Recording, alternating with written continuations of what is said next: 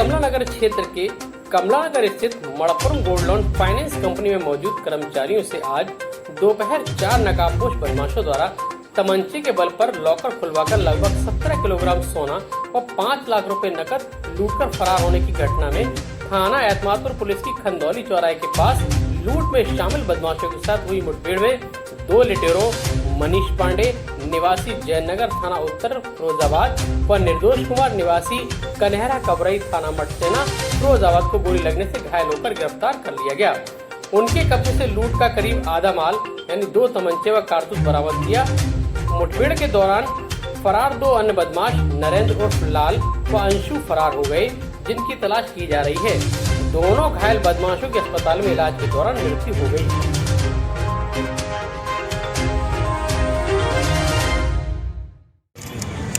दिन में करीब 2 बजे कमला नगर आगरा में कमला नगर थाना क्षेत्र में मणप्पुरम गोल्ड लोन फाइनेंस की ब्रांच है यहाँ पर एक, वहाँ पर 5 बदमाश उन्होंने एफआईआर में बताया है। 5 बदमाश जो है वो आए और उन्होंने वहाँ पर जो कर्मी थे उनको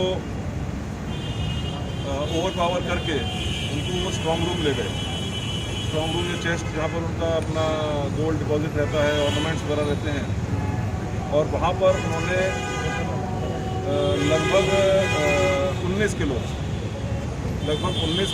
तो उसको अपने बैगों में भरकर लूट करके और जो कर्मी थे उनको उसी में बंद करके वो वहाँ से निकल गए। इस दौरान जो उनकी अपनी प्रक्रिया है सिक्योरिटी की, उस प्रक्रिया के तहत जो ऑटोमेटिकली उनके जो कंट्रोल रूम है वहाँ पर सूचना पहुँची और उन्होंने कंट्रोल रूम में अपने रीजनल मैनेजर के माध्यम से ये मैपिंग हो रखी होती है पहले से, तत्काल थाने पे खबर दी और थाने से पुलिस तत्काल वहाँ पहुँची और ऑलमोस्ट 5-6 मिनट के अंतराल में उनके निकलने का और पुलिस के पहुँचने का अंतराल मुश्किल से 5-6 मिनट का रहा। और उस दौरान जब वहाँ पुलिस पहुंची तो उन्होंने घटना को कंफर्म किया कि घटना इस तरह की हुई है। तत्काल सभी वरिष्ठ अधिकारी, एसएसपी साहब, आईजी साहब, एसपी सिटी और बाकी भी वरिष्ठ अधिकारी वहाँ पहुँचे और वहाँ पहुँचने के बाद इस घटना के बारे में जानकारी प्राप्त हुई। क्या मामला था, कितने आरोपियों को 2 बदमाश? जैसे ही पुलिस को लगभग 2 बजे 2:15-17 के आसपास ये सूचना मिली कि मणप्पुरम गोल्ड फाइनेंस कंपनी के कमला नगर स्थित ब्रांच में एक डकैती पड़ी है और वहाँ से काफ़ी सारा गोल्ड, कैश और ज्वेलरी लूटी गई है। इस सूचना पे पुलिस तत्काल वहाँ पहुँची और जो बाकी लोग थे पता लगा कि 5-6 मिनट पहले ही बदमाश यहाँ से निकले हैं। अभी तक की जो डिटेल पूछताछ हुई है उसमें बदमाशों का कुछ हुलिया आया था सामने। आसपास टीम ने सर्वेलेंस के जो सीसीटीवी कैमरा सर्वेलेंस था उसके माध्यम से पता किया, उनके कुछ के हुलिया और उनके एड्रेस आ गए थे, किस तरह के कपड़े पहने हैं। साथ ही बताया गया कि वो लोग अपने रक्सैक बैग रखे हुए हैं, पीठ में टांगा हुआ, वो बैग के फ़ोटोग्राफ्स आ गए। उसी आधार पे पुलिस ने काम शुरू किया। फिर एक सूचना मिली कि लगभग फतेहपुर कंधारी रोड के आसपास बदमाश देखे गए हैं और इस सूचना पे जब पुलिस पार्टी ने वहाँ उनकी घेराबंदी शुरू की तो एक मेडिकल स्टोर में उनके होने की सूचना मिली। वो लोग अंदर प्रवेश करके शटर नीचे कर रहे थे। जब पुलिस ने उनको ललकारा और शटर ऊपर करने की कोशिश की, इस बीच में अंदर से बदमाशों ने फायर कर दिया। पुलिस ने इसमें अपने आप को बचाने के लिए आत्मरक्षार्थ फायर किए और उसमें बदमाशों को गोली लगी। इन बदमाशों के पास से वही बैग बरामद हुआ जो बताया गया था और इन बदमाशों को लेके पुलिस तत्काल वहाँ CHC खंदारी पहुँची। वहाँ इनका कुछ देर इलाज भी हुआ और इलाज के बाद जब डॉक्टरों को लगा कि इनकी स्थिति बिगड़ रही है तो उन्होंने SN मेडिकल कॉलेज इनको रेफ़र किया। यहाँ आने पे इनको ब्रॉड डेड डिक्लेयर किया गया है और इनसे लगभग 50% ज्वेलरी, कैश रिकवर हो चुका है। करीब 7.5-8 किलो का गोल्ड और 1.25 लाख 1.5 लाख रुपए इनसे रिकवर हुए हैं। बाकी डिटेल अभी उसको काउंट कराया।